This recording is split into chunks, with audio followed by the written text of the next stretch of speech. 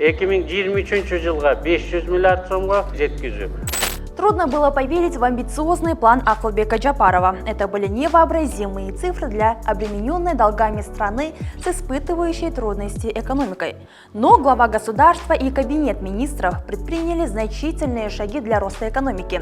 Оцифровали налоговую и таможенную службу. И начали избавляться от тех, кто воровал деньги из казны. В итоге смогли не только достичь цели, но и добиться большего. Ожидается, что консолидированный бюджет к концу этого года достигнет отметки 577 миллиардов сомов. Салыктарды милдеттенме жана мажбурлоо катары эмес, өлкөнүн өнүгүшүнө болгон маанилүү салым катары карашыбыз керек. Рекордных показателей достигла ГНС. По предварительной информации, впервые служба собрала 248,3 миллиарда сомов налоговых и страховых взносов.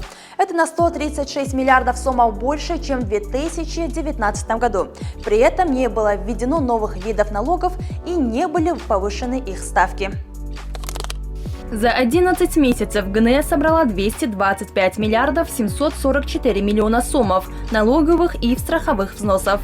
Это на 3,5 миллиарда сомов больше установленного плана. Если сравнить с январем-ноябрем прошлого года, то было собрано на 39 миллиардов 900 миллионов сомов больше.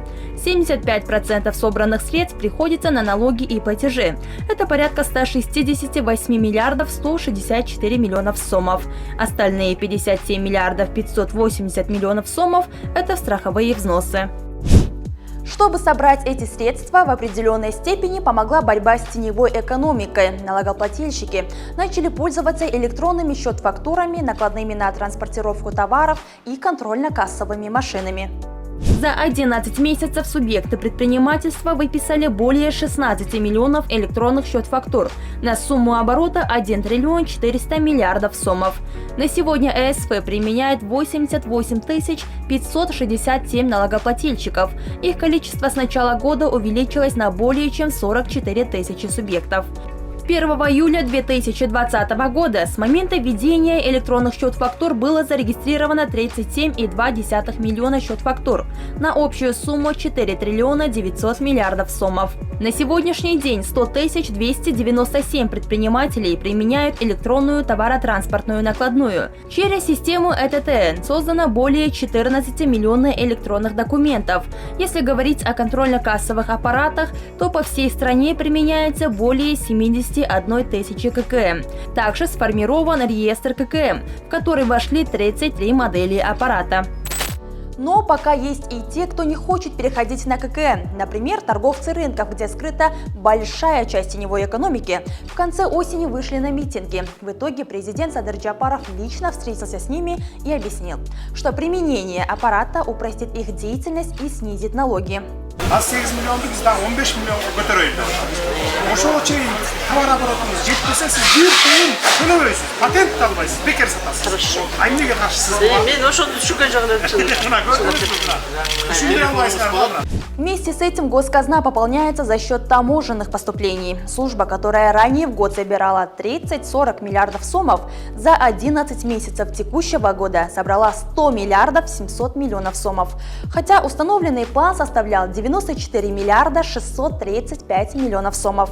Таким образом, план переисполнен на 6 миллиардов сомов больше за 11 месяцев. Фактически сбор на 27 декабря составляет 109,5 миллиарда сомов. Давайте я вам озвучу цифры за предыдущие годы. В 2018 году ГТС собрала всего лишь 39 миллиардов 800 миллионов сомов. В 2019 году цифра достигла 43 миллиардов 300 миллионов сомов. В 2020 году сборы снизились на 15 миллиардов и составили 28,9 миллиардов. В 2021 году сборы увеличились 46,9 миллиардов сомов. В 2022 году таможенные поступления составили 74 миллиарда 300 миллионов сомов. Жылдын аягына чейин биз 111 миллиардка чыгат деп күтүп турабыз. Же башкача айтканда 10 миллиард сомго көп чогултуп, рекордтук көрсөткүчтөргө жеткени маалым болду. Очередная новая цель государства – увеличить внутренний валовой продукт до отметки в 1 триллион сомов реализована. В истории Кыргызстана ни разу не говорилось о таком показателе, но Нацстатком официально объявил, что ВВП к концу года превысил 1 триллион сомов. То есть исполнительные власти смогли добиться поставленных ранее целей. Ички дүң продукциянын көлөмү 1 триллион сомдон ашты.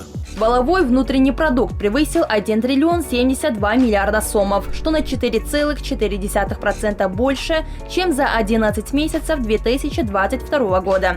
Если в 2020 году ВВП составлял 639 миллиардов 700 миллионов сомов, то на данный момент он увеличился на 433 миллиарда сомов. Наибольшая доля в структуре ВВП, почти 50%, приходится на сферу услуг. Доля отрасли производства товаров составляет почти 33%. Объем промышленной продукции достиг 428 миллионов сомов, увеличившись на 1,8%. Профицит деген, триллион деген сөздөр бул бүгүнкү тарых болуп атат. Биз убагында буну бир өнүккөн өлкөлөрдүн бюджетин талкуулап атканда же болбосо бир кинолордон көрчү элек. Большой вклад в увеличение бюджета внесли крупные предприятия, как Кумтөр. За 28 лет в управлении иностранной компанией было добыто 410 тонн золота. Но ни 1 грамм не остался в Кыргызстане. После передачи Кумтора государству, а именно в 2022-2023 годах, общий доход компании составил 698 миллионов 600 тысяч долларов. Крупный рудник, оплативший налоги в 2019 году в 14 миллиардов 353 миллиона сомов, в этом году пополнил казну на 25 миллиардов сомов. До введения иностранного управления на Кумторе было добыто более 13 миллионов 200 тысяч унций золота. С момента введения иностранного контроля до 2023 года добыто более 1 миллиона унций золота. Всего с 2009 по 2022 год в виде дивидендов от Кумтора было выдано 101 миллион 667 тысяч долларов, а в 2022 году были выплачены дивиденды в размере 140 миллионов долларов.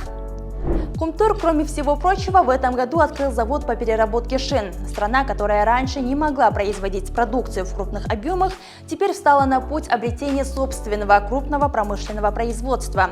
Сданы в эксплуатацию цеха по переработке сельхозпродукции, по изготовлению пуговиц, принтеров, ККМ-аппаратов, а также текстильной продукции.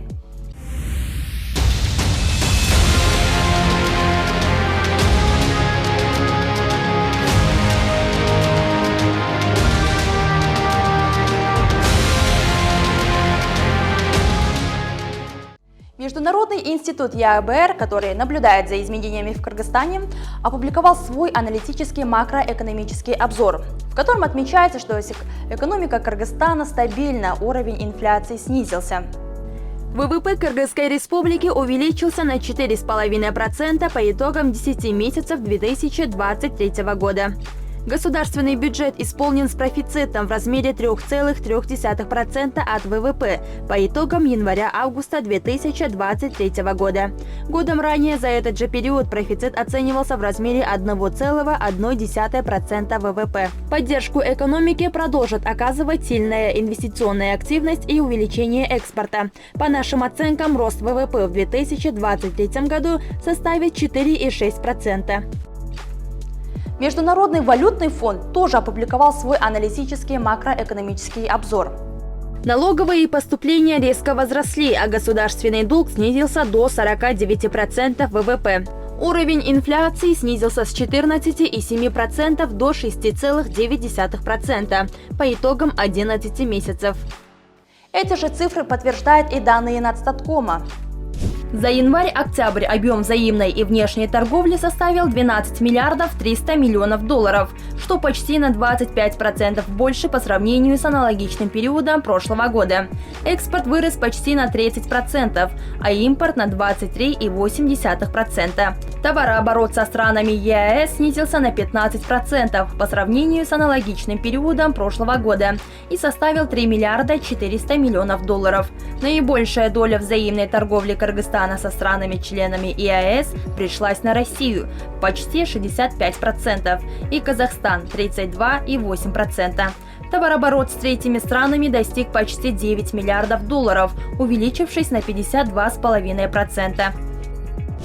С увеличением бюджета повышаются зарплаты и пенсионные выплаты. В 2023 году в среднем пенсия увеличилась на 38%, а средняя выплата труда сейчас составляет 32 тысячи сомов. Помимо этого улучшается инфраструктура, закупается специальная техника. 2024 жылы пландап атабыз 600,7 миллиард сомду. Бирок мындан дагы көп болот. Таков план исполнительной власти на 2024 год. Насколько это будет реализовано, мы проанализируем уже в конце следующего года. А в уходящем 2023 мы завершаем год с ростом экономики Кыргызстана на 4,5%.